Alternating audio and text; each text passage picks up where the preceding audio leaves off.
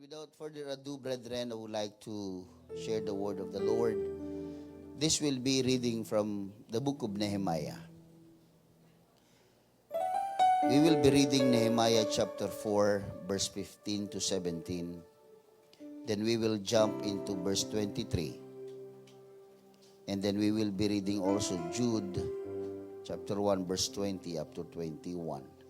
May I request everyone, kung hindi naman kabigatan, can you please stand for the reading of the word of the Lord?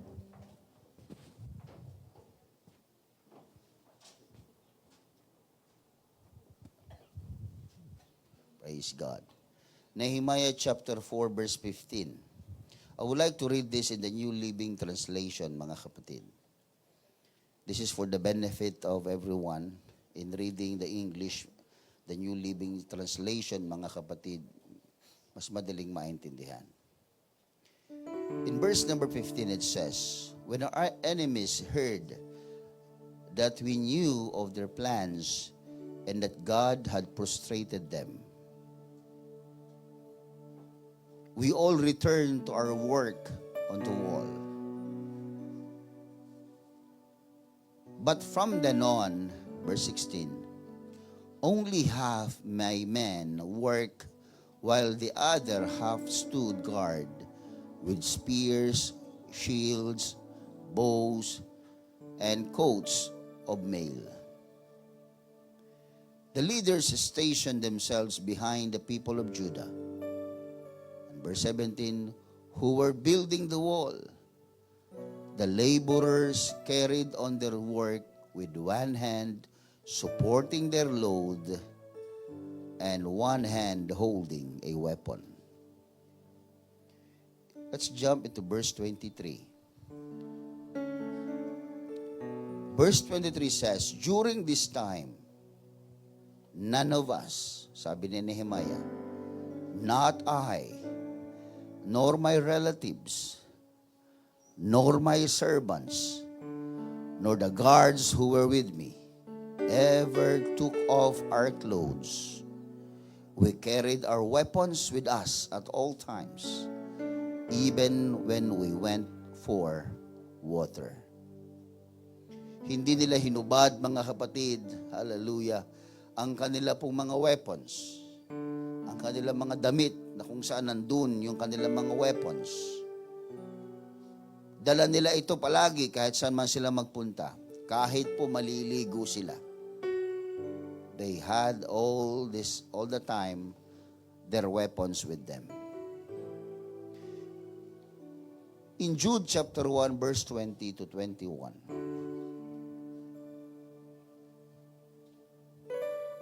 Jude chapter 1, verse 20, the Bible says, "But you, dear friends, must build each other up in your most holy faith. Pray in the power of the Holy Spirit." And in verse 21 it says, "And await the mercy of our Lord Jesus Christ, who will bring you eternal life. In this way, you will keep yourselves safe in God's love." You will keep yourselves safe in God's love. You can read that in Jude chapter 1. Verse 20 hanggang 21. Wala naman pong ibang chapter yan eh. Nag-iisa na lang mo yan eh. Okay? Ayun, nakuha din nila, mga kapatid. Salamat sa Panginoon. Amen. Now, brethren, these words talks about working with your faith.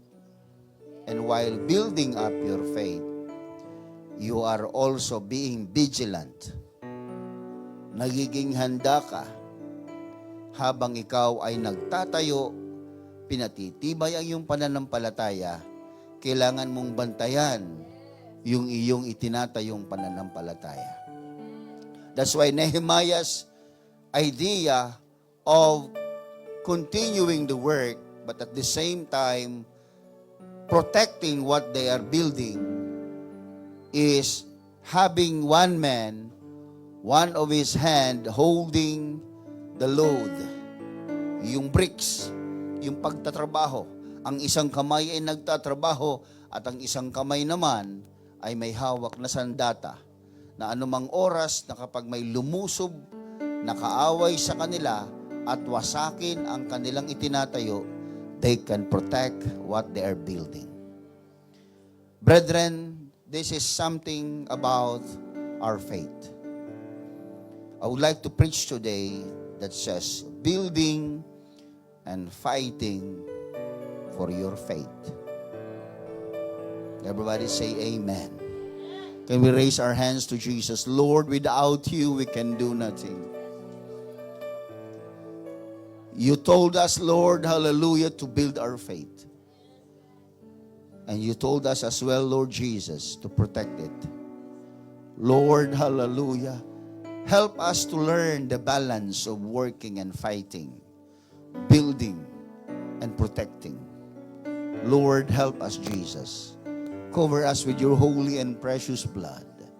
And let your word be established, O Lord. Let your servant be your mouthpiece today. Let me speak with boldness, and let me speak according to your will. Change us, Lord. Baptize us once again in your Spirit, O God. And let your Spirit move, hallelujah, into the deepest, hallelujah, thoughts and hearts of every man today. Hallelujah. Let every one of us, Lord Jesus, receive your blessings. In the name of Jesus Christ, we pray. Can we clap our hands to Jesus? And hallelujah, the Lord that provides everything. The King, hallelujah, that sit on the throne. And the one who loves our soul. Hallelujah. He deserves all the glory and all the praises in His mighty name, Jesus. You may be seated. Amen. When I read my Bible, brethren, God is the author of, I call it fighting. Pinagsama ko lang po yung construction at fighting. Constructing and fighting. Fighting.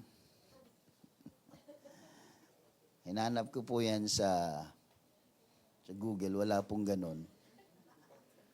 Tinanong ko sa AI, ang sabi ng AI sa akin, wow, you have a very unique phrase.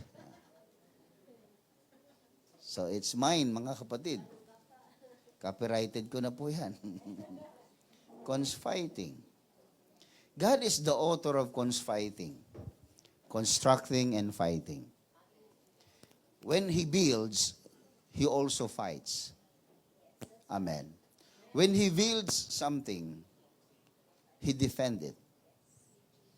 His creation has a built-in mechanism, not just to build, not just to grow, but also to defend.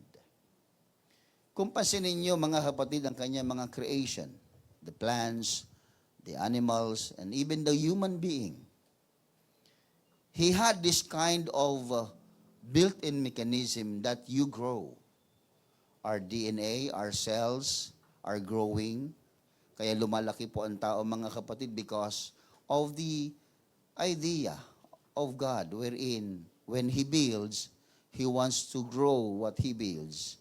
But also we have this kind of mechanism, not only just for the plants, animals, but also in human beings, that we can repair ourselves. And we can have this defensive mechanism built in with us. Kaya pag ikaw naglalakad, mga kapatid, as you can see, pag ikaw ay natapilok, ang iyong mga kamay ay nagiging aktibo sa pagtukod. Because it has a built-in mechanism that you need to defend your body. May naglalakad ka at may mahuhulog na bagay sa iyong ulunan, your hands are quickly moving to defend your head. And then your flexibility comes, mga kapatid, because yun ay innate sa tao po.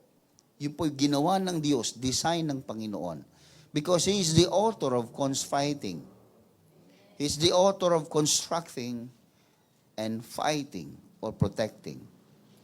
When I read my Bible in 1 Timothy chapter 6 verse 12, Paul mentioned about fighting a good fight of faith. Tinuturuan tayo ng Panginoon sa Biblia na labanan o lumaban para sa pananampalataya. And when I read the context of the writings of Paul to Timothy, it's in the context of military terminology. Tinuturuan niya si Timoteo paano makipaglaban sa pananampalataya. That's why he said in the succeeding verse, I charge you, Timothy. Charging is a military term. And fighting, of course, is a military term. This is all about building and fighting for what you have built. Jesus, in his sermon, he also used the fighting concept. In Luke chapter 14, verse 28 hanggang 33, pag binasa mo siya, Jesus is talking about estimating your cost when you build a house. But after mentioning about estimating the cost in building the house, he also mentioned estimating your capacity to fight in a war before you go to the battle. And in many times we read this, I read this, pero hindi ko nakukuha bakit parehas na, yes, the common denominator is God wants you to estimate. God wants you to plan. God wants you to think. God wants you to pray.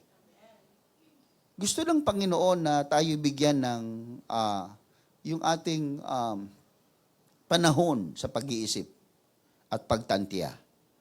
But as I can see here, mga kapatid, God is telling us something. That when you build, you need to protect what you are building.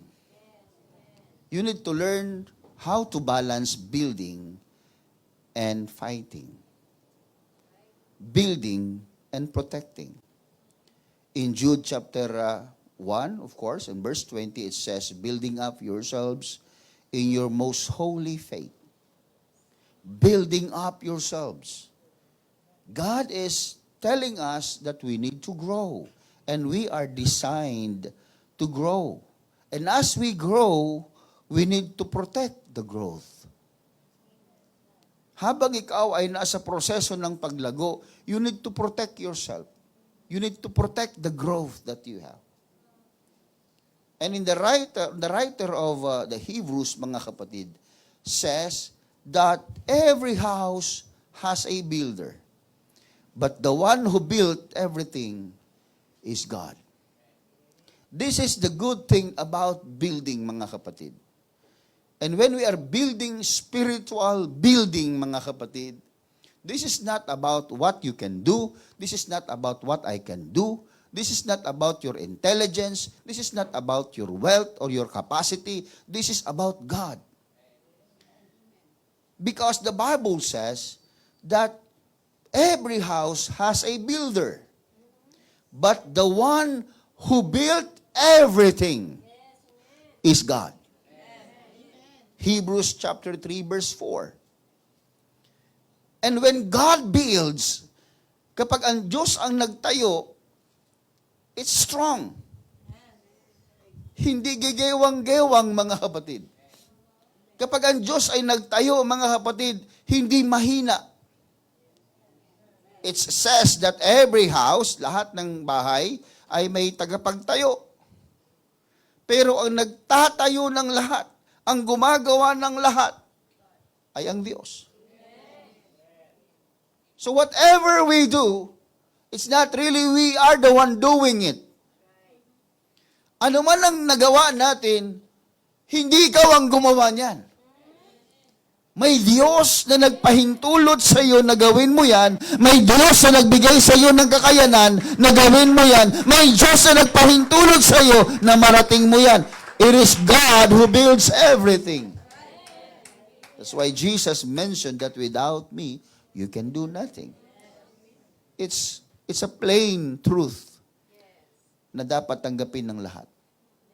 Yes, Pastor, thank you for that word.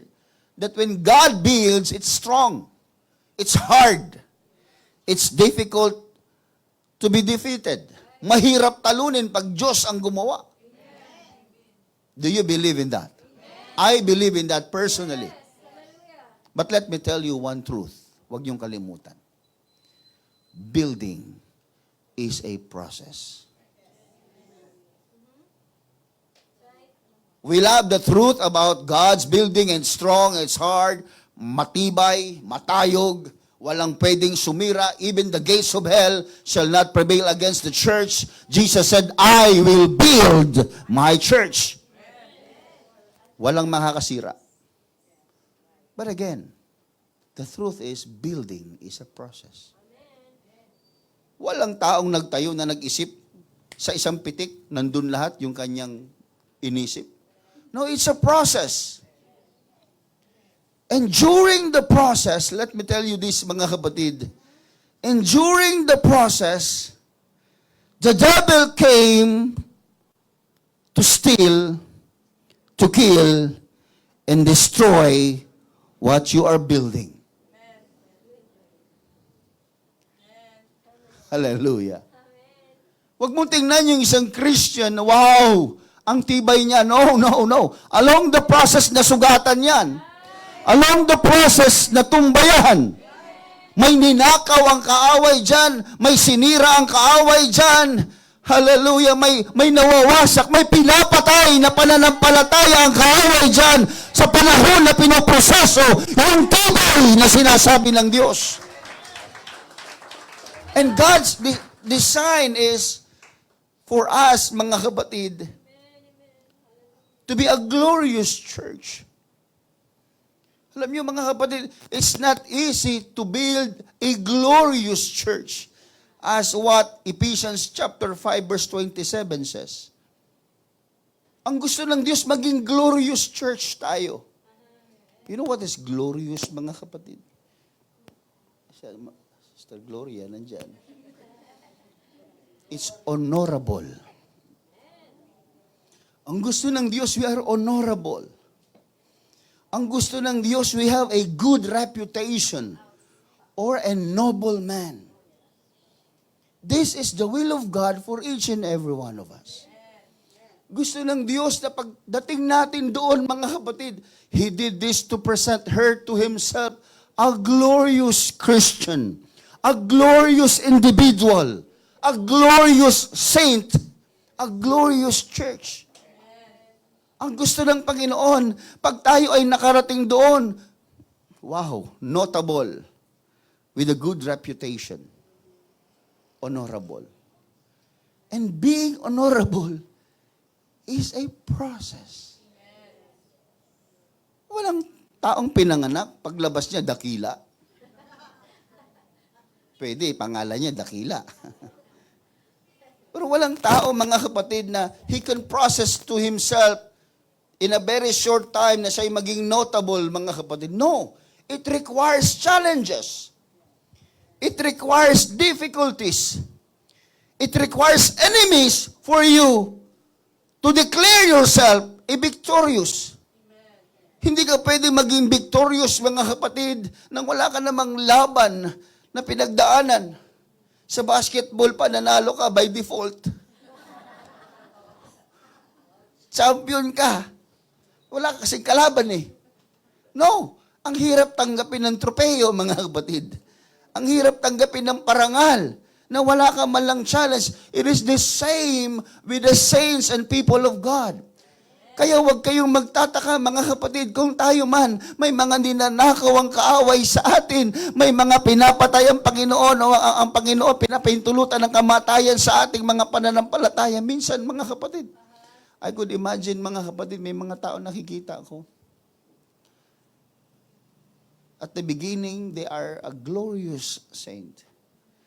But at the end, mga kapatid, you can see the darkness. Well, pinahintulutan ng Panginoon yung pastor. Yes. For many reasons, we are not God, hindi tayo Diyos. But what I can see is God will do everything what He could just to make you realize that you are being protected. You are loved.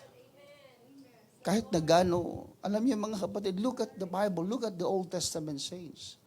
I was so amazed when I knew, mga kapatid, that Rahab, the harlot, patutot, mga kapatid, mababa ang tingin sa lipunan.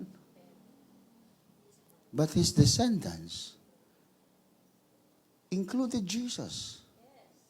So where Jesus came from? From the descendants of Rahab. But God is not looking on the descendants of your flesh. God is looking to the descendants of your faith. Kaya kahit na ang tao mapunta sa pinaka masamang kondisyon ng buhay, God is looking at that person, you still have hope. You still have chance, opportunity. Look at me. Jesus is trying to say, mga kapatid, na, look at me, I came from Rahab. And who is Rahab? An outcast. Hindi tanggap sa lipunan. Mababa ang tingin. Pero ang Panginoon doon nang galing. This is a message of love.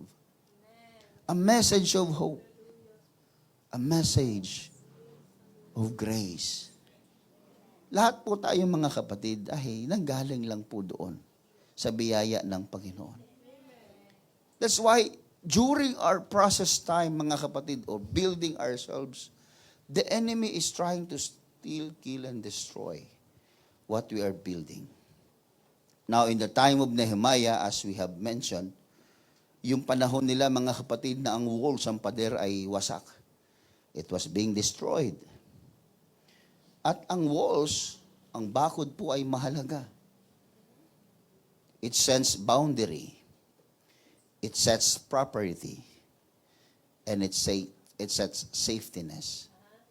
Pag may bakod ka, mga kapatid, alam niyo yun. Akin to. Huwag kang lalampas sa boundary. Trespassing ka. Property ko ito. Pag may bakod ka, na itataboy mo o naiiwasan na pumasok ang mga masasamang loob. Because of that walls. But in the process of building our faith, nakikinig po ba kayo?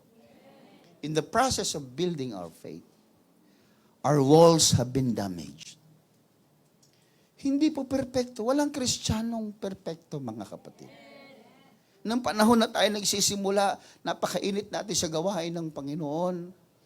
Gustong-gusto nating dumadalo sa gawain ng Panginoon. Napakalakas natin. But at the middle, mga kapatid, bigla tayong nanghina. Biglang yung ating pader na binubuo ay itinigil natin. Bigla yung ating pananampalatayang pinalalago at pinatitibay ay na-damage, mga kapatid. Damaged by offenses. Damaged by discouragement. It was damaged by worldliness, wrong priorities, and even ignorance. Minsan, mga kapatid, pagiging ignorante natin sa salita ng Panginoon, it damage what we're building. That's why don't let further damage happen. Huwag nating hayaan na mayroon pang mas lalong masira. Huwag nating hayaan na hindi maituloy yung ating itinatayo at pinatitibay na pananampalataya.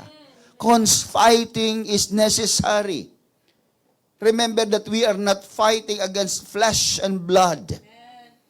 Bring out your spiritual weapon. You know this. Alam mo ito, mga kapatid. What makes you stronger dati, mga kapatid? It's your prayer. What makes you active dati? It's your involvement. What makes you more faithful? Your commitment. What makes you parang deaf, bingi, mga kapatid, sa mga panunuya ng marami, sa mga pagtuligsa ng marami, sa mga persecution ng marami. It's your commitment. It's your faith. It's what you feel. Na kahit sabihin nila, Di naman totoo yan, mga born again kayo. Well, it's what you feel. And no one can deny what you feel. Hindi nila pwedeng pasinungalingan yung nararamdaman mo na napuspos ka ng Espiritu Santo. You felt peace, mga kapatid. You felt refreshed by the Lord, mga kapatid. Naunawaan mo yung takbo ng buhay. Naunawaan mo yung walang sino mang pwedeng makapagsinungaling sa patotoo mo. Kaya ang ayaw na ayaw ng kaaway ay nagpapatotoo ka. Because you're declaring to many, not just to yourself, you are declaring to many that God is true and faithful. Sinasabi mo sa marami yun, mga kapatid. And the devil is a liar. Ang gusto ng demonyo, lumabas sa bibig natin, kasinungalingan. Kaya when you testify, hallelujah, for the glory of God, ayaw naririnig ng kaawayan. Ang gusto ng kaaway naririnig sa atin ay yung kasinungalingan. Ayoko na sa church na yan. Maraming mga masasamang loob dyan. I don't want to the teaching of that because of the holiness. Hindi naman sa Diyos yan. Ang gustong-gusto mga kapatid naririnig, hallelujah, ng kaaway ay yung pinasusinungalingan natin, yung katotohanan. Hello? That's when you feel offended where you are. Will you be in the church? Or will you be outside the church? Because the enemy wants you to feel the wrong feelings. Read your Bible. The more you commit offenses to the Lord, the more you should come to the Lord. Your guilt should pushing you through, mga kapatid, doon sa presence of the Lord. Hindi nag-iiwas sa'yo, hindi naghihila sa'yo palayo sa gawain ng Diyos. Look at that. And who can tell you what's true? Only you and God. Pero the devil is trying to distort faith, distort the message of the Lord. Don't let this happen.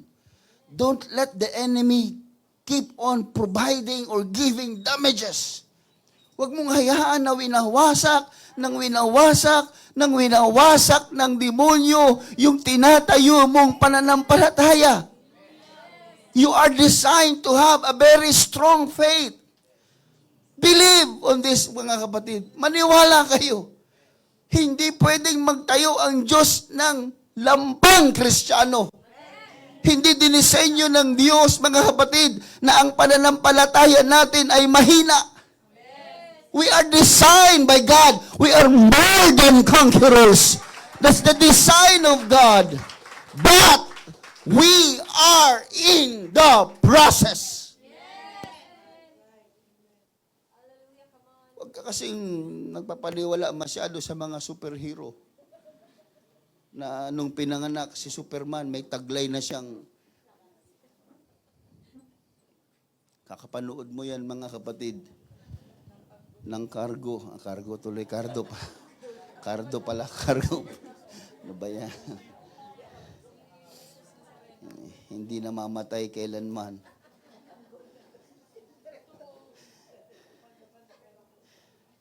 Imagine, we are designed by God to be a more than conqueror. Pastor, kung ako more than conqueror, ba't ito ako ngayon? Lupay-pay, wasak. Brad, sis, you are still in the process. Gusto mo ng magandang bahay, mansyon, magara, matibay? Yes, of course. But you need to dig. You need to wait for the time na it will be completed. Kailan makukumpleto tayo, mga kapatid? When Jesus comes. That's the completion of your building. Pero habang tinatayo mo yan, don't let the enemies telling you na, ay, ano ba yung bahay mo? Poste pa lang? Ay, walang mangyayari dyan. Ano ba yung bahay mo? Bubong lang meron. Walang dingding.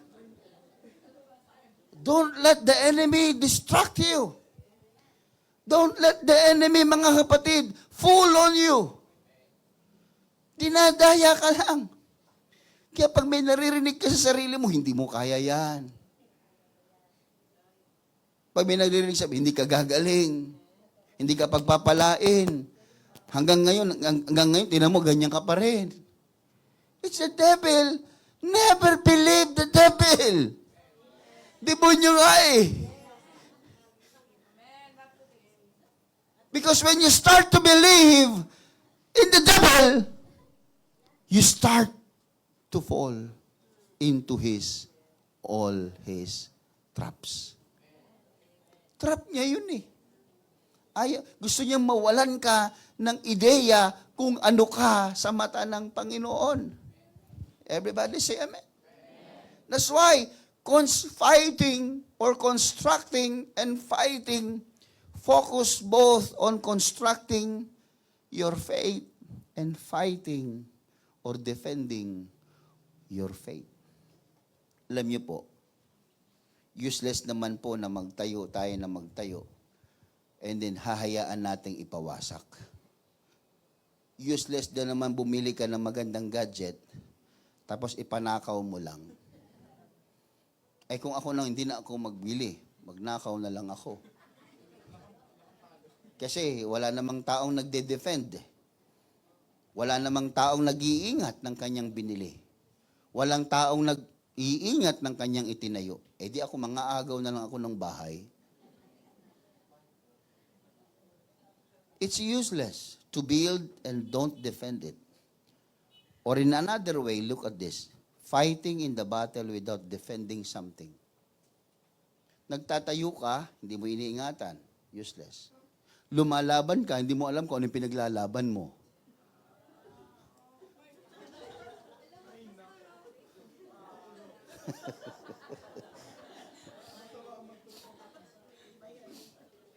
Nako, yung ibig ko sabihin, punta ako sa gera. Bakit? Basta. Gusto ko lang. Hindi pwede yun.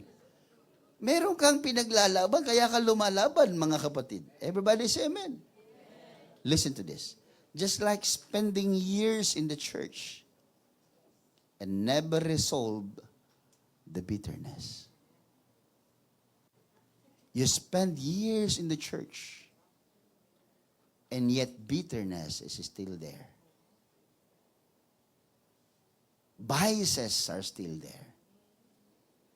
No transformation at all. You stay in the church for many years. Nasa simbahan ka, pero nandun din yung kasama mo yung bitterness sa puso mo. Yung unforgiving spirit sa puso mo. It's useless. Para ka nagtatayo ng pananampalataya at disciple tinatayo mo yung wawasak. Para kang bumubuo ng isang gusali na pagkatapos nun, pasasabugin mo rin. It's useless. Hindi nag-iisip, mga kapatid. No. How about this? Listen to this. You have worship and yet you don't forgive. You are giving without love. You want to be saved, but you don't want to follow holiness. You have the Spirit, but you don't have the truth. You are so bold, but without righteousness. You are walking, but not in the Spirit. You are pleasing God without faith. These are all useless. Mind you, Christians, hindi ganun ang design ng Panginoon sa atin. Hindi gusto ng Panginoon na bumubuo tayo ng isang matibay na gusali at tayo din ang wawasak o hahayaan nating mawasak. That's why fighting is a concept of not removing your armor. It's a concept, while you are building your faith, you are watching for your enemies. You are defending your building. Everybody say amen. In Ephesians chapter 6 verse 14, it clearly says and states, what are the whole armor of the Lord? Ang kumpletong baluti ng isang Kristiyano ay tinuro sa atin. Stand your ground, putting on the belt of truth. I told you, we can worship in spirit, but the Bible says spirit and truth. Spiritual ka, pero pagdating sa doktrina ng katotohanan, ayaw mo. Pastor, I just want to go to church, but I don't want to follow holiness. And where is the truth in that? You cannot separate holiness and salvation. Hello? Stand your ground, putting on the belt of truth and the body armor of God's righteousness. Yung breastplate of righteousness, mga kapatid. Ang tapang-tapang mo, magsabi ng, mga kapatid, magpatawad tayo, pero ikaw puno ka ng galit. Well, where is the breastplate of righteousness?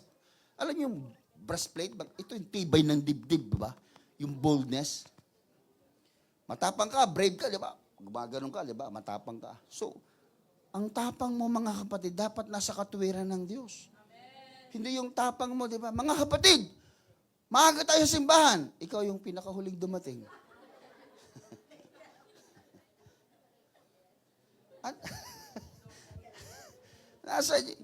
Kalimutang isuot yung breastplate of righteousness, mga kapatid.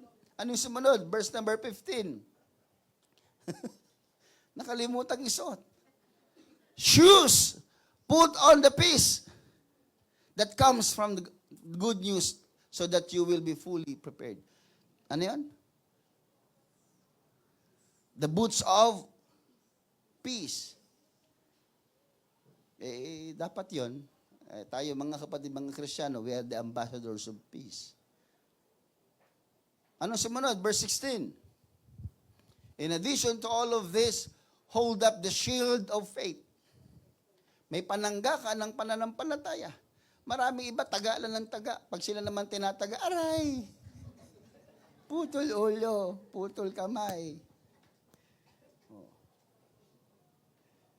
Inatake yung kaaway. Nirebuke na rebuke, takbo yung kaaway. Gumanti, bumalik, mga kapatid. May dalang palaso, may dalang mga itak, may dalang sword, mga kapatid. Pinagtataga ka. Hindi mo man lang sinalag.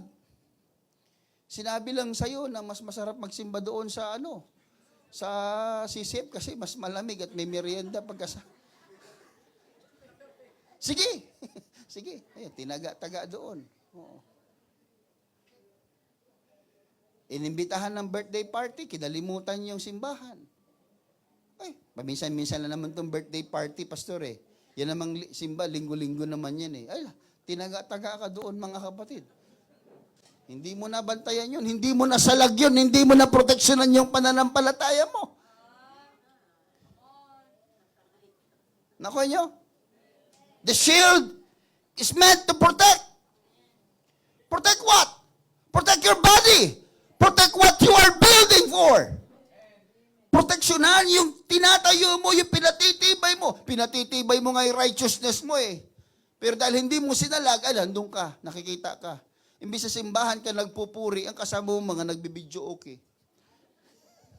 Born free as the wind blows. I did it!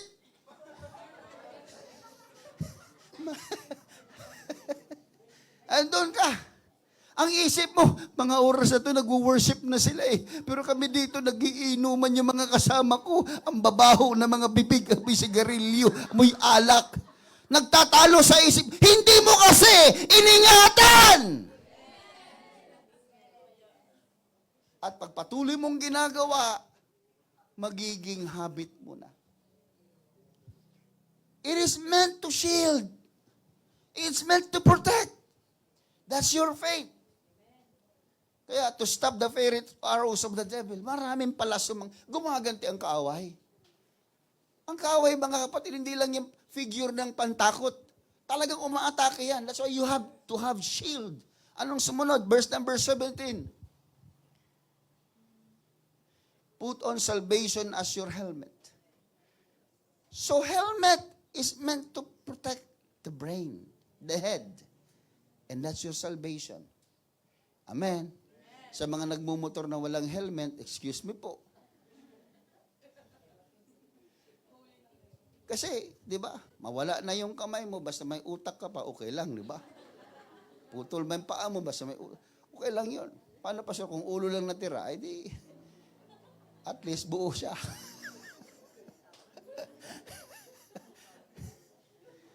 But the very purpose is to protect the head. Kasi kahit kumpleto pa yan, malakas, may muscle pa yan, pag ito nakalog, kahit gaano kalaki ang muscle niyan, wala yan. Nakuha nyo? Kahit gaano kalaki ang muscle mo yan, pag ito nakalog ang utak natin, nakuha nyo? Kahit na gaano ka-committed, kahit na gaano ka-faithful, pag mali ang sinusunod mong relihiyon o pananampalataya, baliwala yan. Kaya ingatan ito. Kaya ito inaaral ito mga kapatid. Nagpupunta ito every Wednesday, every midweek service, para ano? Para pakainin ito. Grow in the knowledge, in the grace and knowledge of our Lord Jesus Christ. Kailangan natin lumago sa kaalaman. Everybody say amen. That's why we need to protect that, mga kapatid. Because without protecting all this, what you have built, mga kapatid, is useless. Walang, we always wear the armor, which is the sword of God. Ito pa. And take the sword of the Spirit, which is the word of God. Yun ngayon yung panglaban mo. Sangga ka lang ng sangga, wala ka namang pang-offense, di ba? Ako yung ibig ko sabihin, depensa ka lang ng depensa. Labanan mo ng espada.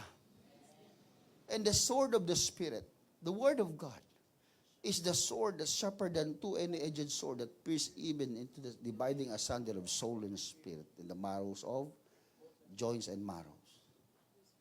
Pumapasok sa kaibuturan ng ating puso. Sa pinaka-utak niya, may utak pala yung buto natin, mga kapatid. Sa pinaka-ilalim nun, bumabaon doon yung salita ng Diyos. Amen? Kaya pag tayo nasasakta, pag tayo natatamaan ng preaching, mga kapatid, wala nakakaalam, pero ang sakit, ikaw yun. Wala nakakaramdam, wala nakakapansin, pero ang totoo, sa kaloob-looban mo, hinahalukay na ng salita ng Diyos yung pinakaibuturan ng iyong puso. Kaya pagdating ng altar calling, iyak ka. Bakit? Ba't tayo naiiyak? Puso yung tinamahan eh. Ikaw ba naman di tamaan sa puso? Hindi ko alam kung ano mangyari sa iyo. Pag tayo tinamaan, mga kapatid, umiiyak tayo. Hindi tayo nagagalit. Ang salita ng Panginoon is meant for you to change, not for you to react wrong. Diba si Pastor, pinariringgan ako. Espiritu ng demonyo yan. Ako, I never in my whole life, kahit nasaktan ako, tinamaan ako, Lord, masakit, Lord. Pero iniiyak ko sa pulpito. I never take offense to the pastor. Never alam niyo kung bakit, mga kapatid? That's what the Bible is telling about. The Word of God can penetrate to any kind of heart. It is meant to change us. Pains are not enemies. Ang mga sakit, mga kapatid, yung mga hapdi, mga kirot, hindi yan kalaban. Diba sinabi ko sa inyo dito, mga kapatid, when you are not feeling pain anymore, you are the hopeless man in the world. Kung hindi ka na nakakaramdam ng sakit, sige, subukan natin lagariin yung braso. Sabi, wala na akong braso. Pero kapag yan may dumapo dyan lamok, mga kapatid, aray! You see, it means to protect your body, aray! Pinapalo mo kagad. You don't want to be hurt. Pero you hurt, pain, is a message that there is something that needs protection. So if you are being offended, nasaktan ka, nabaliwala ka, nakaramdam ka ng kirot, it's not for you to fight, it's for you to what? To learn that there is something in your body, in your flexes, in your spiritual life, needs improvement. Pag tinamaan kayo, sinabi dito, kayo ba'y nananalangin? Sabi ng Biblia, always pray. Pray without ceasing. Ikaw, hindi ka nagpipray, no? Pastor talaga. Kaala mo naman siya. Dami mo nang sinasabi. Oh, it's meant for us. Kapag nasasaktan, it's meant for us to improve. Hello? Wala mga kapatid, walang tinayong matibay na muog mga kapatid o building mga kapatid na walang weight, walang bigat. O may mga nag-aaral ng engineering dito.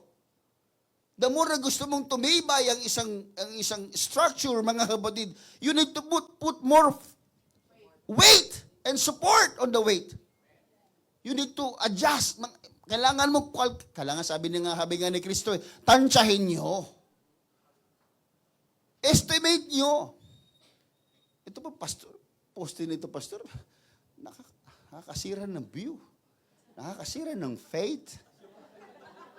Hindi kita makita, pastor. O sige, tanggalin mo yan. Dila tayo dito nang matay. Because ito, this is design na maging matibay. Kahit maglundagan tayo dito, mga kapatid, ganon din sa pananampalataya. If there are, hello, mga kapatid, nandyan ba kayo?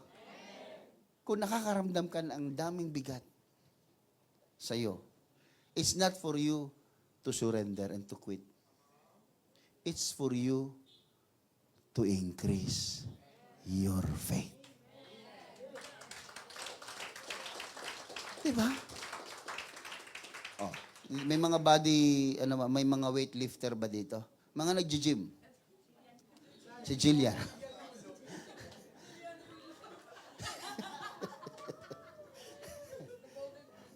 Diba? Ang binubuhat, 5 kilo lang. Ibang, all your life, 5 kilo lang. Diba? O, 2 kilos, ganyan. Okay na ako sa 2 kilos, pastor. Anong ginagawa mo?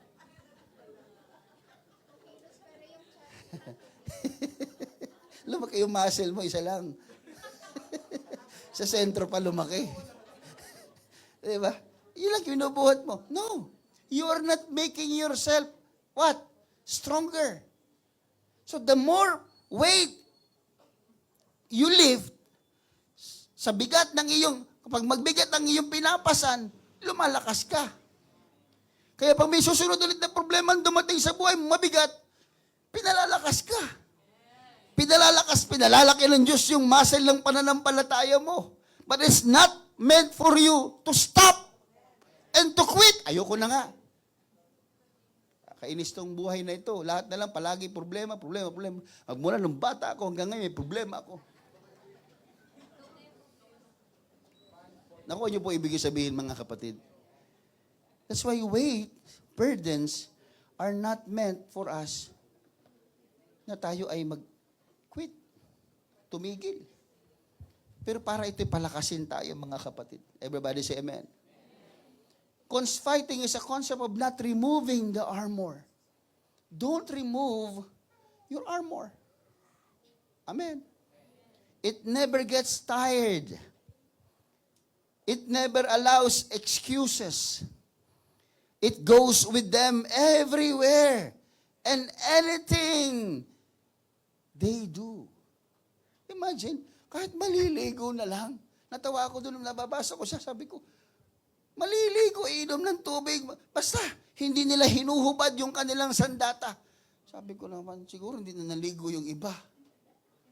Pero matutuwa kayo, pag binasa nyo yung verse 23 ng chapter 4 ng Nehemiah, minsan nga ako napangiti, sabi ko, ganun. Kahit pa sila ay maliligo, hindi hinuhubad. Ganun sila ka-attentive. Ganun sila ka-sensitive sa pangangailangan na ingatan yung kanilang itinayong pananampalataya o tinatayong proteksyon sa kanilang pananampalataya. They never remove this in their businesses, in their school, in their work, in their vacation. Hello? Ang Christian is always in a constant battle.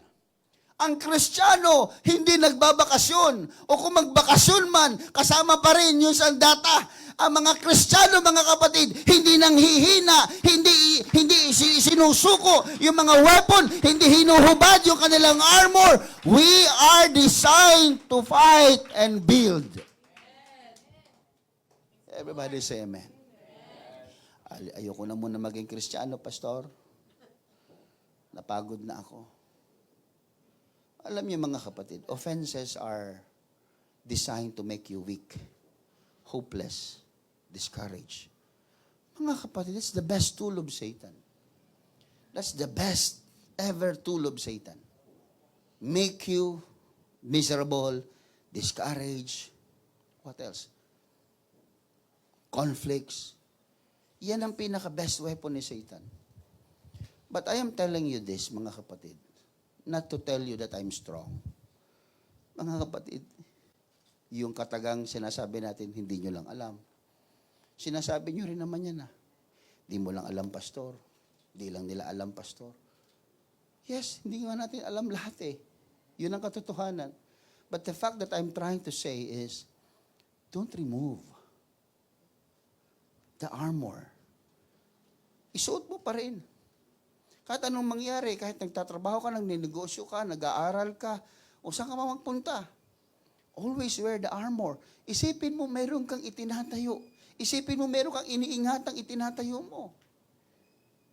It's not only for you. Everybody say amen.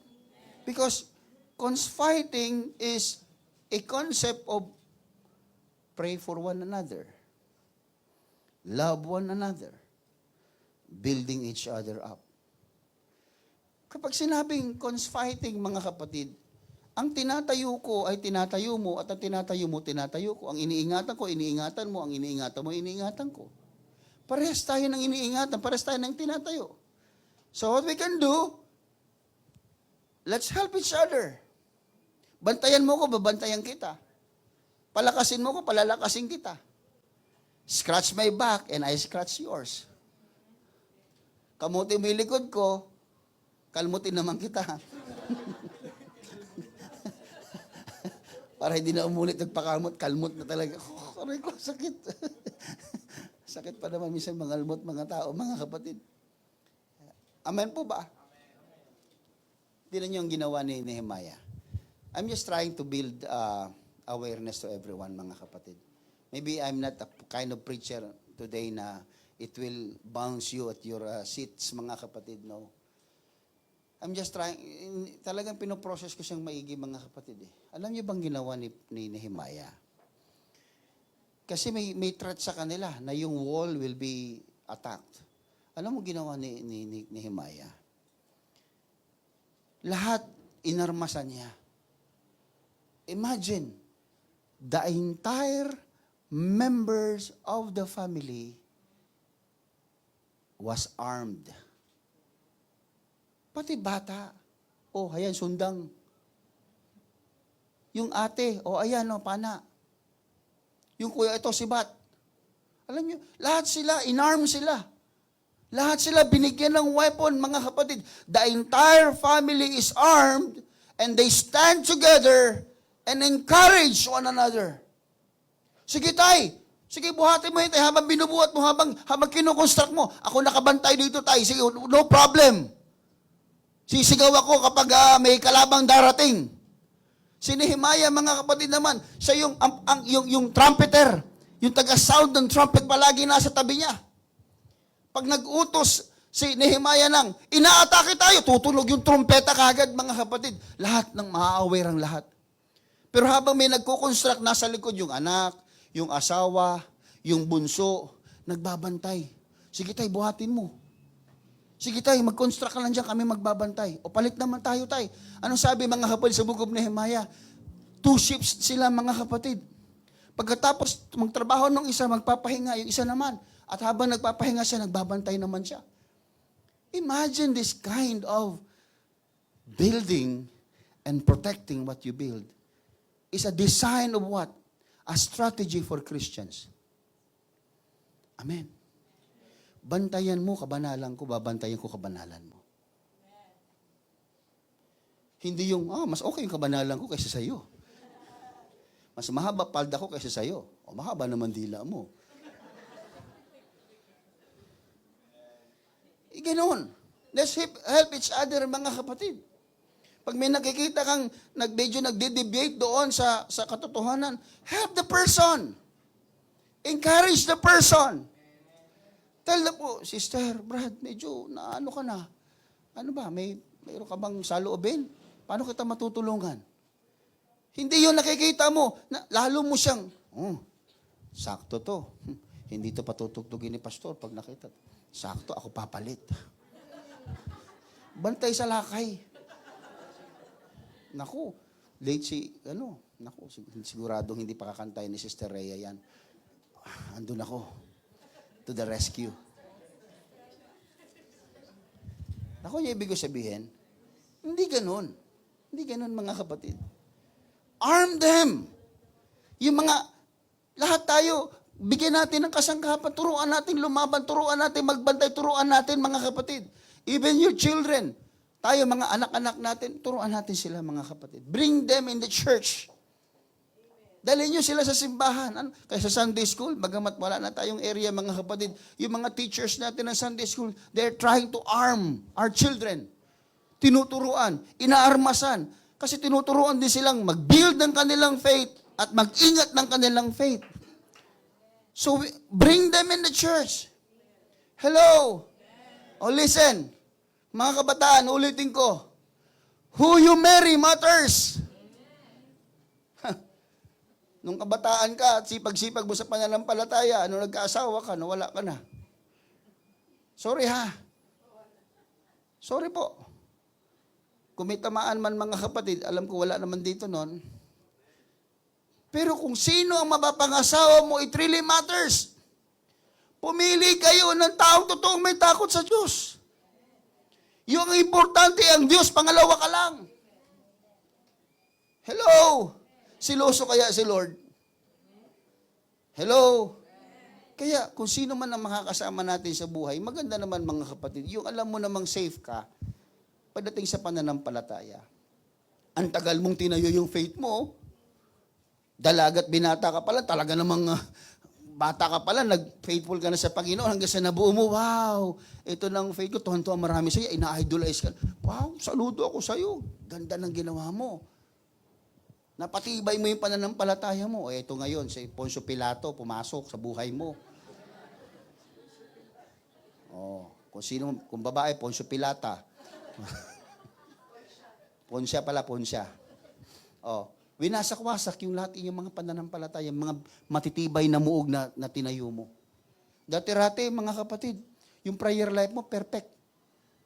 Talaga namang may oras ka ng devotion, talaga namang may oras ka ng pananalangin, pagbabasa ng Biblia. Nung naging boyfriend, girlfriend mo, naubos mo yung oras mo sa kanya.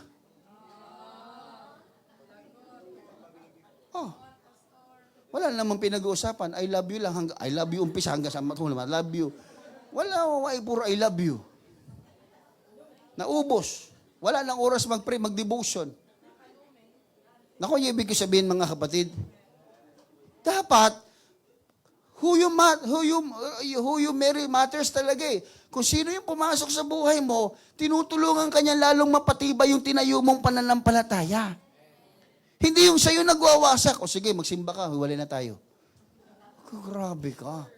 Ang gwapo mo.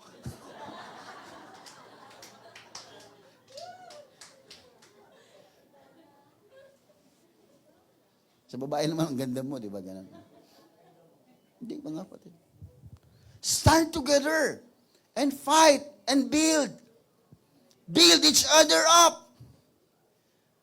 One is building and one is fighting or protecting.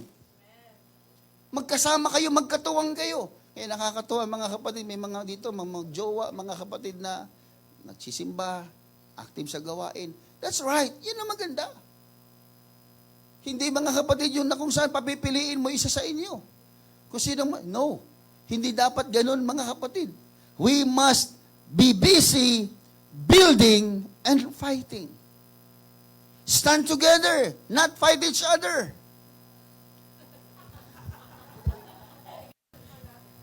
Di kasi may mga ano kasi mga Christian tayo, mga Kristiyano, mga kapatid, we usually fight each other, mga kapatid. The enemy is not really your brothers or sister. The enemy is the enemy. The devil, the roaring lion, mga kapatid.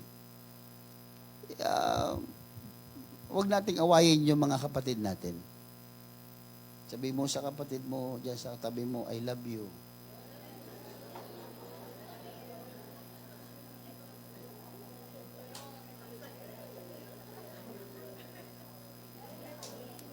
Sabi niya, I love you.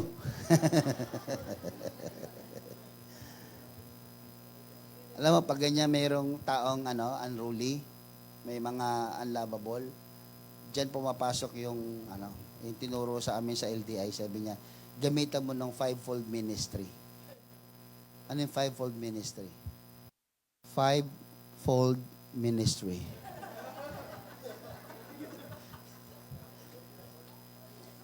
You fold the ministry. Fivefold ministry. Pag medyo talaga unruly na, di fivefold ministry. Halika dito, halika nga. Tuturuan kita. Itong 5 ministry ito, pag ito ay humambalo sa iyo, magtitino ka eh. Hindi, joke lang yan, mga kapatid. Of course, we need to love, no? Fivefold ministry. Mga dami talagang wisdom na galing sa mga elders natin.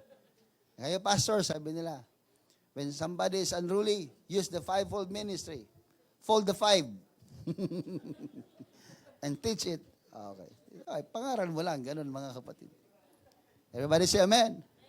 We must be busy building and fighting. Building what? Our faith and fighting for our faith. Hindi yung pakikialaman mo yung iba. No, we build each other's faith. We fight each other's faith. We protect each other's faith. The work might be overwhelming, mga kapatid. Listen to me. It might be overwhelming, especially kapag ang pinatayo mong pananampalataya ay yung sa iyong pamilya. Alam niyo mga kapatid, this church, I've been witnessing this church for many years, na ang laman ng prayers natin, mga anak natin. Laman ng prayers natin is not only our prayers, but also the dreams, the prayers are also meant for our loved ones, mga kapatid. Naririnig ko sa mga prayers ninyo, nakikita ko sa pamumuhay ninyo kung sino yung iniiyak nyo sa Panginoon. At maaring it's overwhelming yung pagbibuild ng faith. Marami kang dapat sa alang-alang. But in every situation, look at this. Listen, this is very good. And I spent a lot of time, mga kapatid, knowing this. Ang sabi niya, in every situation, if we look at the problem through the greatness of God, we will have confidence and success.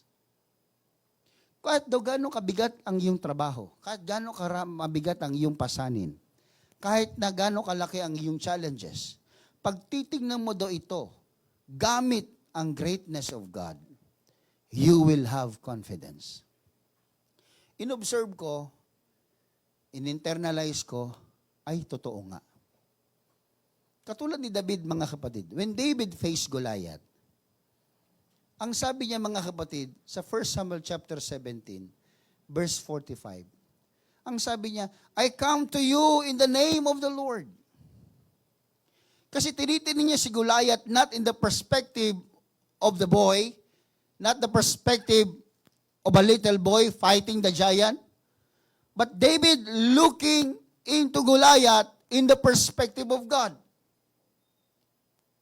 When in every situation, when you look to your problem through the greatness of God, mabubuo yung confidence. Mabubuo yung lakas ng loob. Bakit? Kasi ang gamit mong paningin ay ang paningin ng Diyos. Ang kadakilaan ng Diyos. And you have this confidence. Sabi sa verse number 47, sabi ni David, I come not with a sword and spear. This is the Lord's battle. Tingnan nyo, sabi niya. Away ito ng Diyos eh.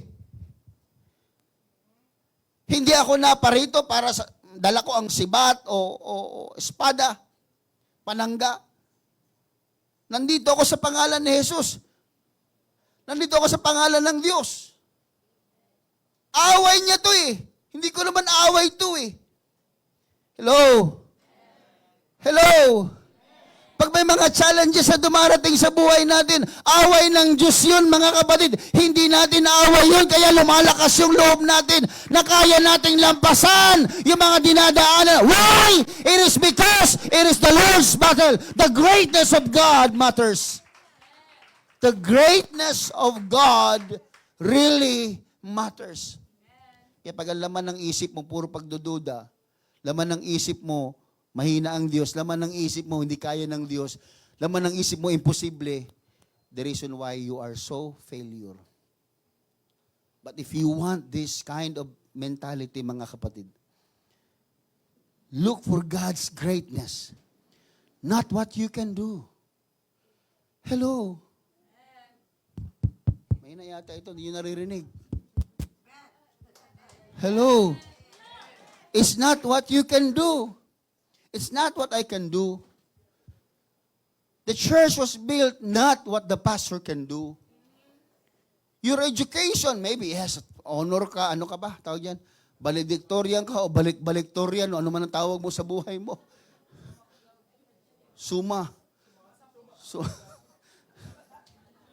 Sumasangyup ka na sumasangyup.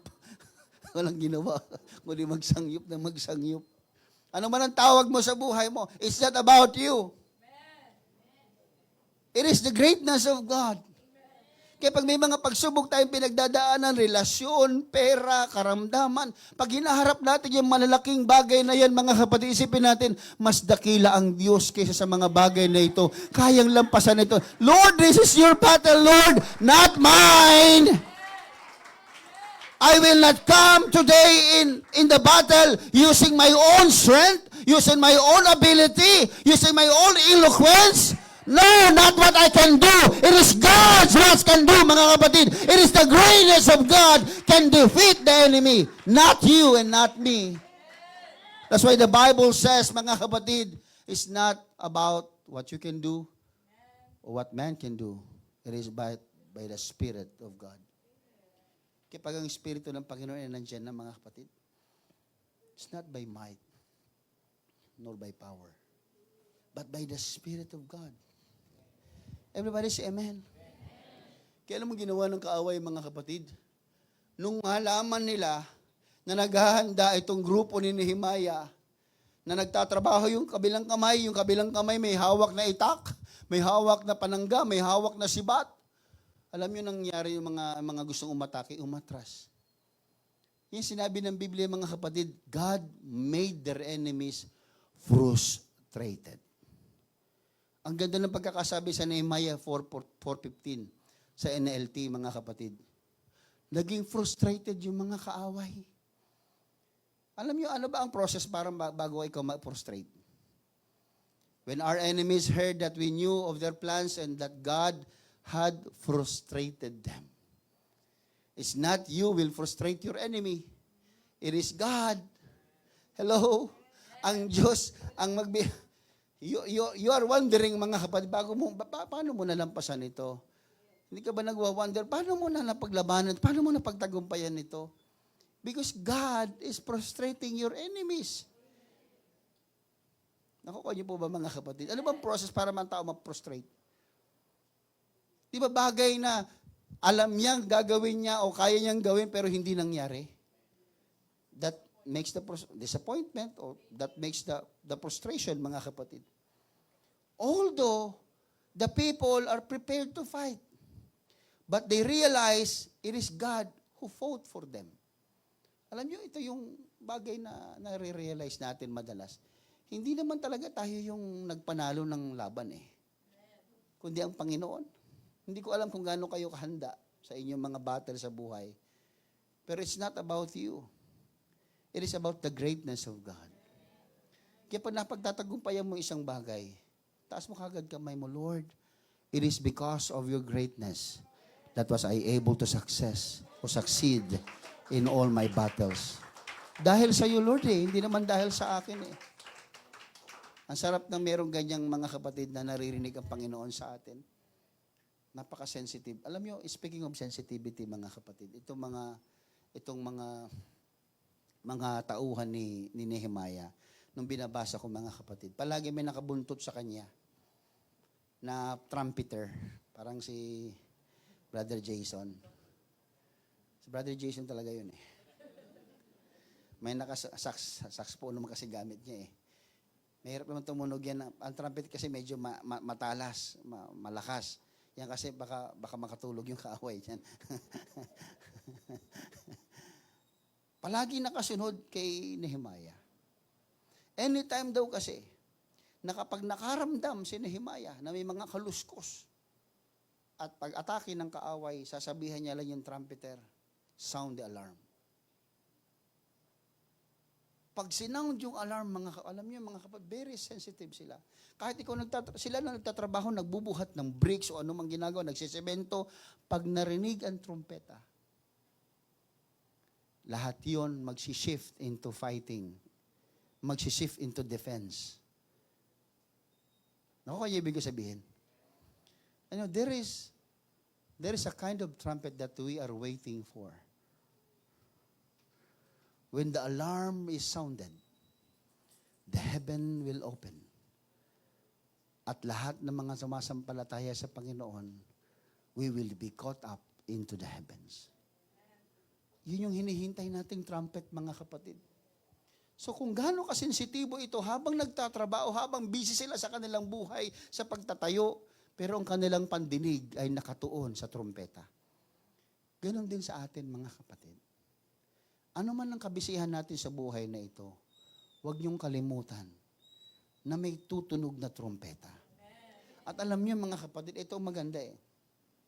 Kaya nga, the Lord made them prostrated eh. Alam niyo kung bakit? Kasi alam nila walang panama sila. Sino bang lalaban sa'yo? Eh, Diyos ang kalaban nila. Naku, yung ibig ko sabihin, who will be against you if God is be with you? Kung ang Diyos ang sumasa iyo, sino pwedeng lumaban sa iyo? Kaya mga kapatid, when the trumpet sounds, when the alarm is sound, what is that sound? It is a sound of victory already. Don't you wonder, mga kapatid, the wall of Jericho collapsed is just because of the sound of the voice of the people? Alam niyo, anong logic nun? May nag-isip ba sa inyo? Anong logic nun? Sumigaw lang natalo, natumba na yung pader. Because in every battle, when the alarm is sounded, it is a sound of victory already. Who can fight against God? Sino makakatalo? Dumarating nga lang yung Ark of the Covenant. Pag nagsigawan yung mga tao, nagtatakbuhan na yung kalaban eh. Ark of the Covenant, presence pala ng Ark of the Covenant yun. Naku, yung ibig ko sabihin, pag dinadala yung Ark of the Covenant doon sa gera, na nakikita ng kaaway, pag sumigaw yung mga Hudyo, nagtatakbuhan na yung mga kaaway. Because it is an alarm, it is a sound of victory. Kaya nung sumigaw ng sabay-sabay, yung mga sundalo ng Panginoon doon, sa wall of Jericho, the wall collapsed. Because of the sound of victory. Kaya pag tumunog ang trumpeta, mga kapatid, sa rapture, hallelujah, sinasabi ko sa inyo, pag tunog ng trumpeta, this is not a sound of battle, it is a sound of victory. Yes! At last! At last! Sa wakas, narito na ang Panginoon. Kukunin tayo ng Diyos sa wakas. Matatapos lahat ng pag-alala, lahat ng ating hirap sa wakas. It is a sound of victory. Kaya nag-collapse yung wall. Nakuha niyo mga kapatid, nothing can stand with God. Because He already designed you to become a victorious. Kaya pag ikaw pinahihirapan ng karamdaman, ng kaaway, ng problema sa buhay, ano man nasa isip mo ngayon, pag yan, dinala mo sa pagpupuri, when you sound the alarm, when you open your mouth and worship the Lord despite of what is happening to you bad, kahit anong masama nangyayari sa'yo, pero binuksan mo ang bibig mo sa kabutihan ng kapangyarihan ng Panginoon, you are just like sounding the trumpet.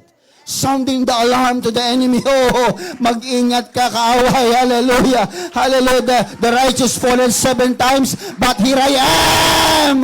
Tumatayo akong muli. Lalaban ako, iingatan ko, ipoproteksyonan ko. I will fight for my faith. Let the enemy know, mga kapatid, that you are not giving up.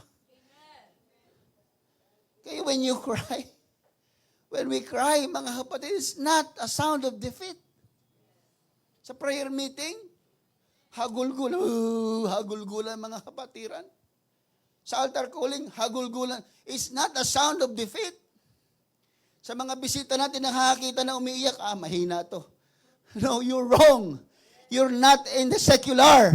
You are in the spiritual realm. Sa amin, pag kami umiyak, we are not defeated. Sa amin kami pag umiyak, hallelujah, at pumalahol sa Panginoon, it is a sound of victory.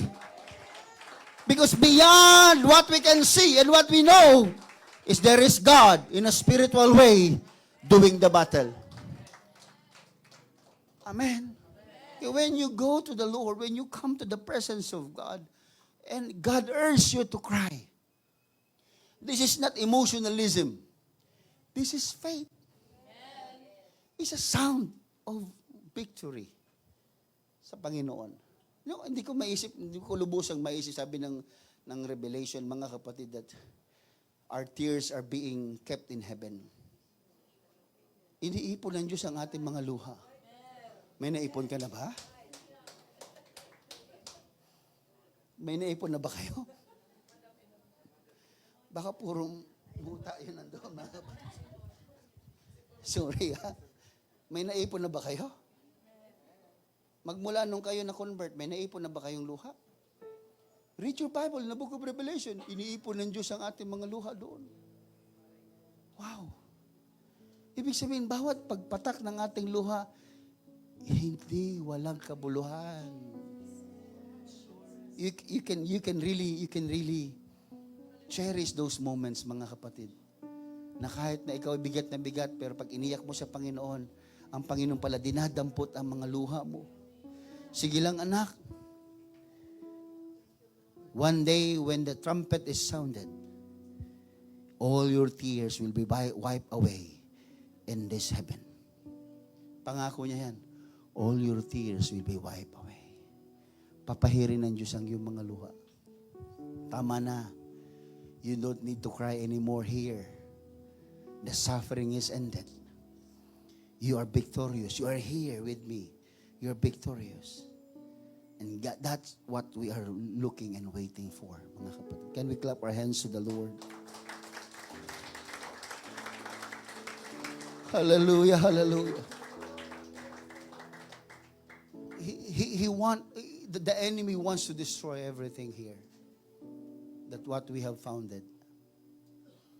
I could imagine, mga kapatid, I could imagine na kapag ang walls natin, ang ating tinayo ay nawasak at nakapasok ang kaaway.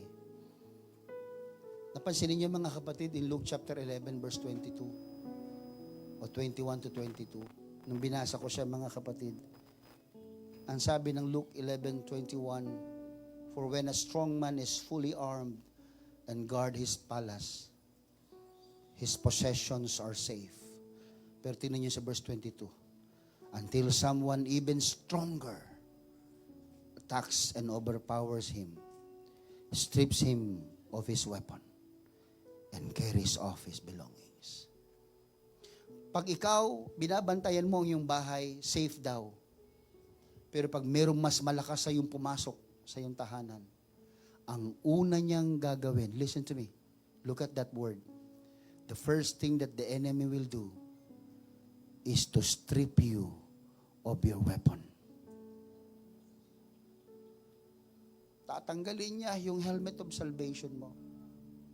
Pag nakapasok siya sa iyo, mas malakas siya. Tatanggalin niya yung breastplate of righteousness mo. Kaya mawawalan ka ng lakas ng loob.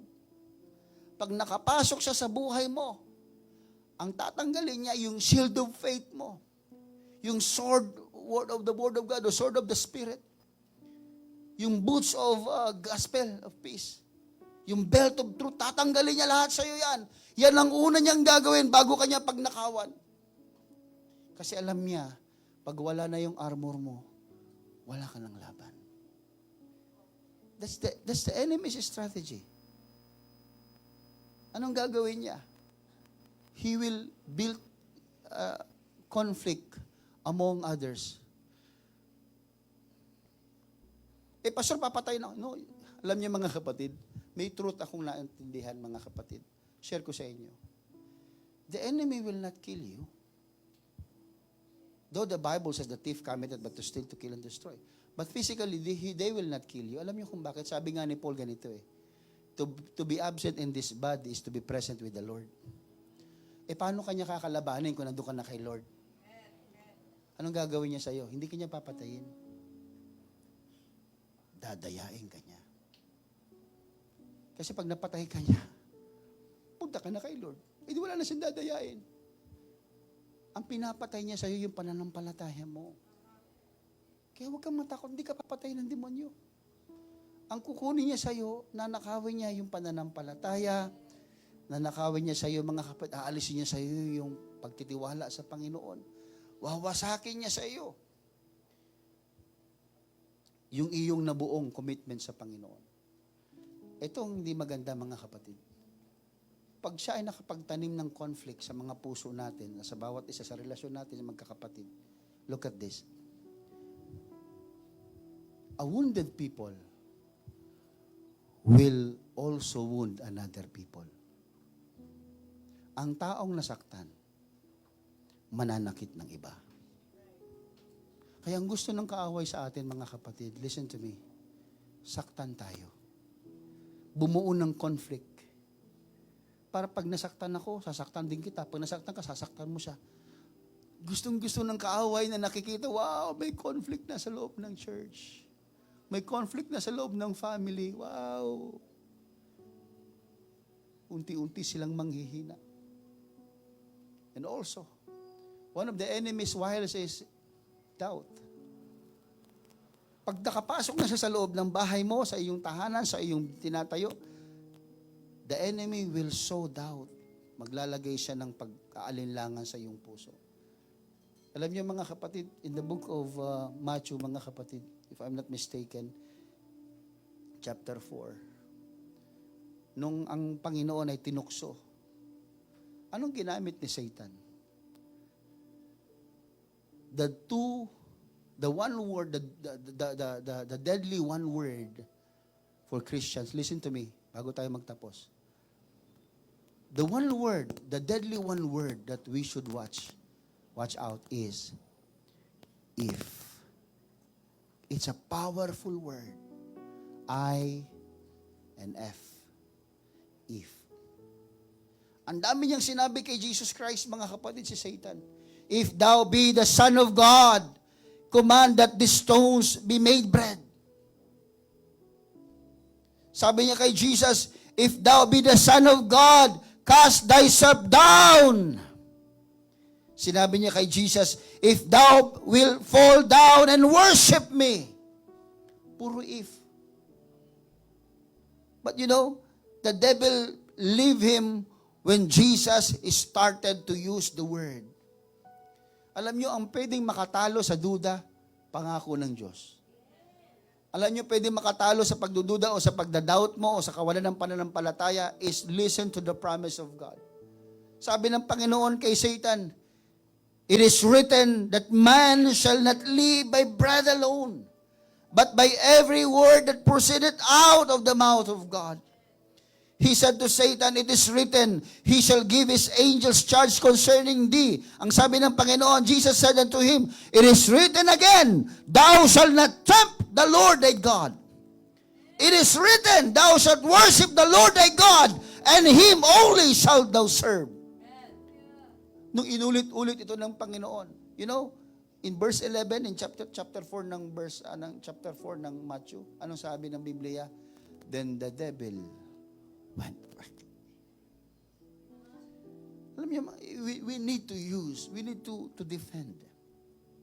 Pag may panunukso sa atin ng kaaway, we need to defend using the word of God. Amen. And some of you here are damaged because of the discouragement. Ang iba sa atin, mga kapatid, even me, I felt discouragement. Kayo, na-discourage na rin naman kayo, di ba?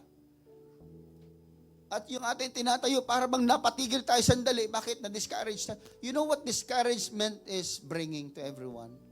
Emptiness. Now, it's a clue. Brethren, listen. When you feel that you are empty, hopeless.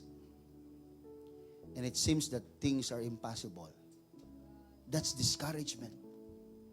Gustong-gusto ni Satanas na tayo taniman ng discouragement. Gustong-gusto ni Satanas na ma-distort yung faith natin, mawala yung faith natin, ma-distort o malihis yung ating pananampalataya. Again, brethren, don't let the enemy destroy what you are building. Don't lose your life. Don't lose your hope. Fight for it. Fight for it.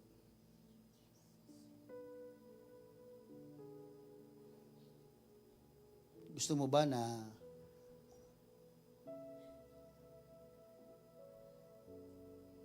sirain ng kaaway yung tinayo mo? Will you allow the enemy to steal your children? Will you allow the enemy to kill their faith, to destroy their life? Will you allow the enemy to block all your prayers, to hinder your worship? Will you allow the enemy to let you don't feel the presence or the Spirit of God? Will you allow the enemy to steal your sacrifices? Hayaan mo na lamang ba na nakawin, hallelujah, sirain, wasakin, patayin ng kaaway ang iyong mga sakripisyo? Hahayaan mo bang nakawin ng iyong kaaway ang iyong pananampalataya? Ang iyong buhay, ang buhay na walang hanggan na pinangako ng Diyos sa iyo. Will you allow the enemy to destroy your relationship with your loved ones? Hayaan mo bang wasakin niya ang iyong relasyon? You should fight for it.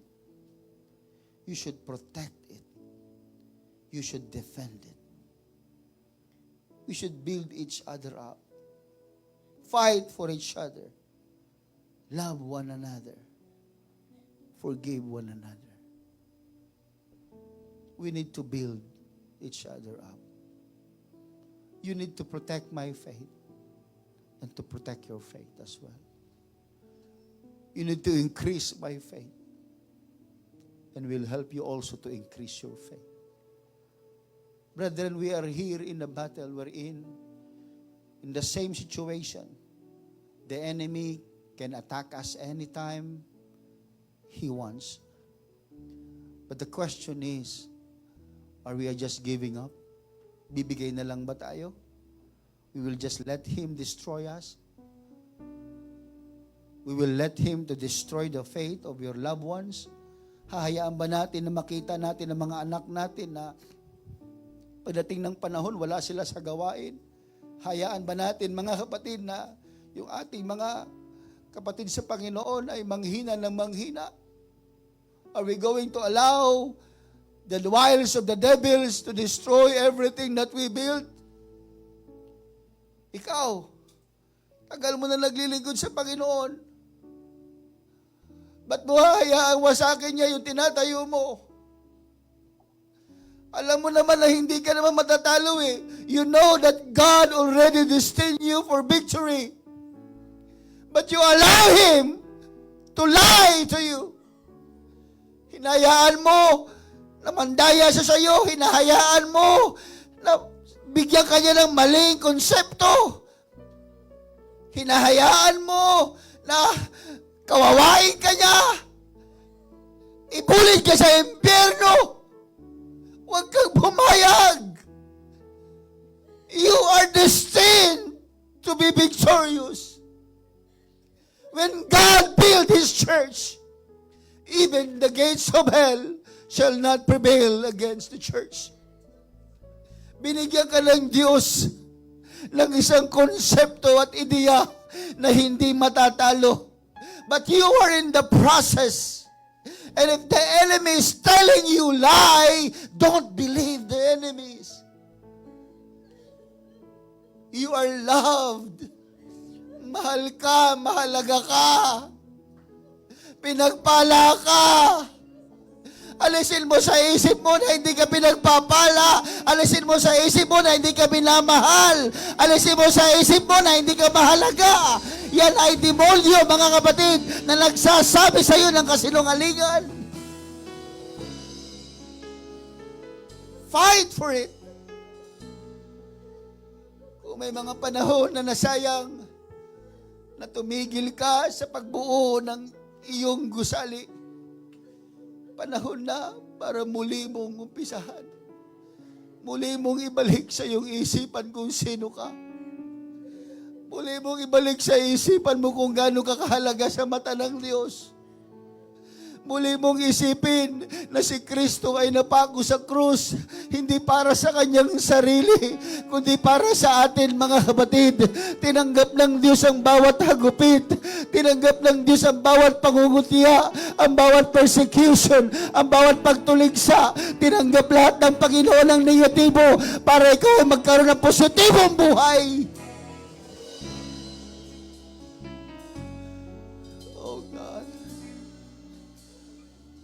Don't allow the enemy.